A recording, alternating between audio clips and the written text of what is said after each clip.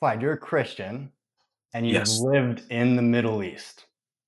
What was your experience? Yeah, um, my first experience in the Middle East was actually Africa, Middle East was in Egypt. But that was my first experience in a Muslim country. That was before I joined the military. I was 19 at the time, and I was just traveling the world as a backpacker at that time in my life. I went to Egypt for 3 days to go see the pyramids, and I had never been to a Muslim country, so I didn't know what to expect. Growing up in a Christian community, a Christian household in America, in the Midwest. You hear all the bad things from the media about Muslims, about the Middle East, about how it's so dangerous over there, how they hate Christians, how they supposedly hate everybody else who's not Muslim. My first experience in the Middle East was great in Egypt. Um, I had a great experience with the locals, with the people. I had a taxi driver who I paid him probably $40 for the day, and he drove me literally the entire day from the morning till the sun went down. He took me to the pyramids. Um, he was like feeding me cigarettes in his car all day. He took me and got lunch together. But I had a cross around my neck, and he obviously knew I was a Christian, and he was super nice. So that was really eye opening for me at the time. But that was a short trip. So fast forward a few years later, I was in the Marine Corps. I spent 5 years in the Marine Corps. I had 2 different jobs while I was in. I was an infantryman, and then I was also a Marine security guard. So my first job in the Marine Corps was to basically do the security for US embassies overseas. My first post was in Tokyo, Japan, and then after that, my next post was in Riyadh, Saudi Arabia.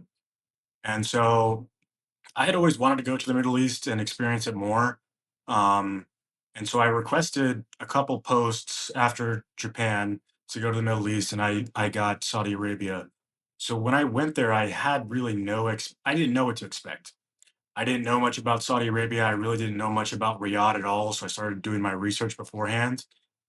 And when I got there, I knew essentially nothing about Islam other than what I thought I knew, which was what the media fed me and what people back home in America would tell me about Muslims. I spent 14 months there. It was one of the best times of my life. Uh, I had some amazing friends, both Americans at the embassy and both locals. The thing about Riyadh is it's not just Saudis that live there. It's a melting pot of a lot of different expats from all over the world because you have a lot of business there. You have the diplomatic community there. So I met a lot of Muslims from not just Saudi Arabia, but Sudan and all over the Muslim world. So I got exposed to all these different Muslims from these different parts of the world. And that was the first time I really learned about Islam and what it really was. We had 2 drivers at the embassy. The way it works is when we're out at post, we don't have our own vehicles. And so we have drivers that would take us off compound if we had to go somewhere. And so both of our drivers were Muslims. One was from Sudan, one was from Pakistan. They were both Muslim. They'd been driving the Marines for decades, been doing this for a long time. And when I showed up, I was a Christian, and I would be driving around with them, and they would just talk to me about Islam because I would have questions because they're Muslim. I'm in a Muslim country, and I have questions. And that was the first time when I realized that we have so many similarities. Like Christians and Muslims have more similarities than we don't. So yeah, I learned about basically like the history of Islam and how our Old Testament lines up with your guys's history of the ancient world and of Moses and of all the stories that we have in the Old Testament, pretty much the same. And of the prophets and all of that, I learned that Jesus was an important figure. Had no clue. I had no clue that Muslims held Jesus to such a high standard and um, believed that he was the Messiah, believed that he came from the Virgin Mary, and all of that stuff. I had no clue.